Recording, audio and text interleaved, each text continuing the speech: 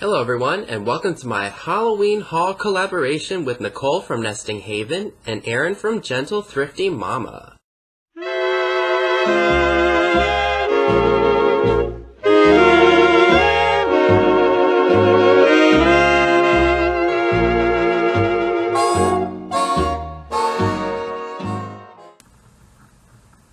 So if you are new to my channel, hello, my name is Vincent, known as Vintage Vinny.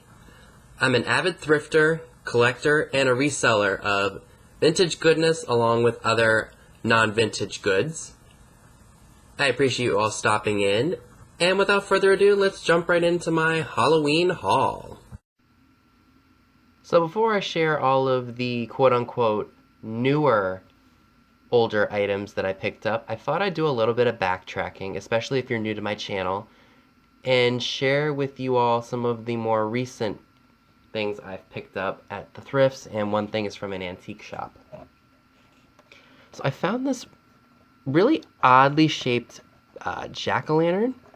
I got him from a charity thrift store for 50 cents. There's no marking on him to indicate where he's from or who he was made by. He does have a very faint trick or treat stamp on the handle, and the handle's kind of oddly shaped as well. I wasn't going to leave that behind, especially because I feel like it's definitely older, and for 50 cents, can't beat that.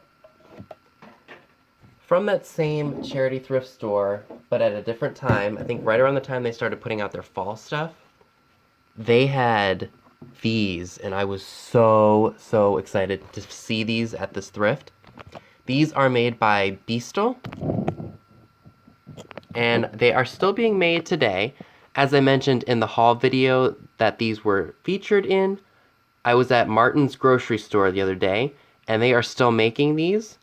Now, the way to tell the old ones from the newer ones are not embossed, and that means it was pressed into the paper and gave it some detail. And they are double-sided. Now, I think these might be a little bit later than the ones that have like a cardboard stock to them, like they look like a cardboard box on the back of them. But they still have really great graphics. The colors are incredible. I absolutely love that moon on this one right here. All are in phenomenal condition. If you follow me on Instagram, I also did post these there. I paid $2.50 for the 4 of them. Now the other 4 that I found, I got at a flea market probably back right after I graduated high school. And I paid $7 for the 4 of them, which to me was still a very good deal, because seeing these at antique stores, people want like $7, $8, $10 just for one of these. So I thought that was a fantastic deal for all 4 of these. Alright, and probably my favorite piece from this throwback segment of this video happens to be this really awesome tin jack-o'-lantern candy container. This was at an antique shop that I hadn't been to in a while. The merchandise doesn't really change a lot, and it's really junky. Like, there's not a whole lot of like great stuff, and when there are great things, they're usually overpriced. So this antique mall has one section where it has like a bunch of furniture, and then it's got like a bunch of like knickknacks and whatnot. A lot of it's overpriced as usual. And then they have a room that's just dedicated to showcases and a few other vendors.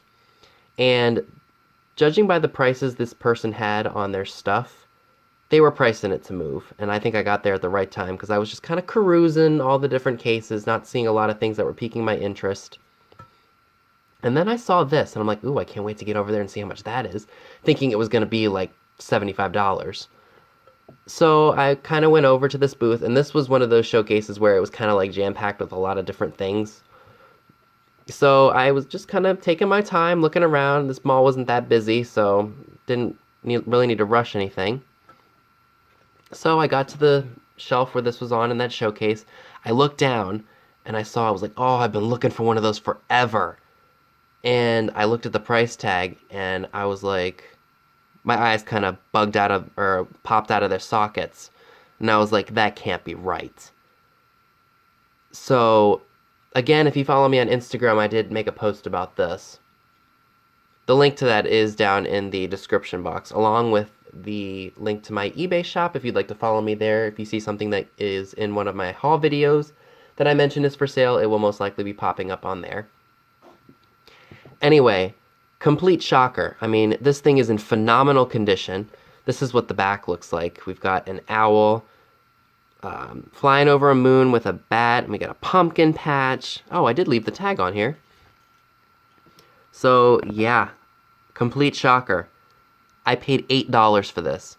Now, you can still get a really good deal for these on eBay. You could probably pay $30 to $40, which is honestly not bad compared to what I've seen people ask for these in antique shops. But when I saw this for the $8, this was not going to be left there because I absolutely love this. I've been looking for one.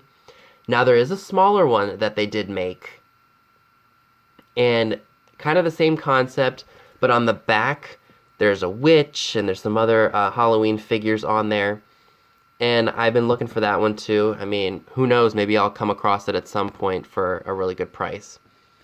But what's really, really nice about it is the fact that A, the paint is in very good condition. This little piece right here, which used to be a whistle that no longer functions due to age, is not broken or cracked or anything. It's in pretty great shape for its age. So $8 was a steal, and I was not leaving that antique mall without buying this. So that'll be the end of my throwback Halloween finds. So let's go ahead and get into the current stuff that I have been stocking up for this video. So the very first item I would like to share with you all for the Halloween haul happens to be this set of wind chimes here. I paid $3.50 for them. Now I'm sure you're wondering, why are these being featured in this haul video? Well, when I was at the thrift store, I noticed that the ringer was a probably a cardboard jack-o'-lantern. And in terms of the age, according to my dad, I think this was probably something that was bought in the 70s. It's not terribly old, but I definitely knew that they don't make wind chime ringers like that anymore. Now, the set is missing one of the chimes, but for $3.50, I said, what the heck? So I thought that was really cool, and I'd never seen anything like that before. So yeah, I decided to pick that up. I thought that was really, really interesting. And when you see something you like at the thrift store for cheap, buy it because you're probably not going to see it again. So let's go ahead and see what else I have for this haul. So we're going to start off with the larger items.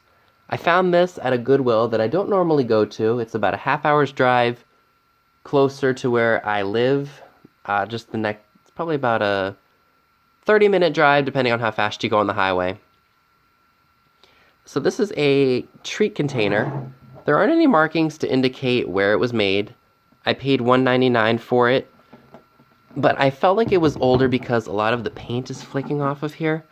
And I know normally, due to age, that does happen with the older pieces. So that's kind of why I felt this was older. You could probably put a candle or something in this, or you could put like one of those battery-operated candles in there and give it a really cool look for Halloween, especially if you're going for a, retro vibe. So I thought that was really cool. The only thing that's missing off of it is the handle, but that doesn't bother me too much because you can just put it out for decoration. If you want to put it outside, fill it up with sand so it doesn't blow away. Now, you all know I love my vintage glitter plaques, also known as melted plastic popcorn decorations. So I found these at my local Salvation Army for 75 cents a piece.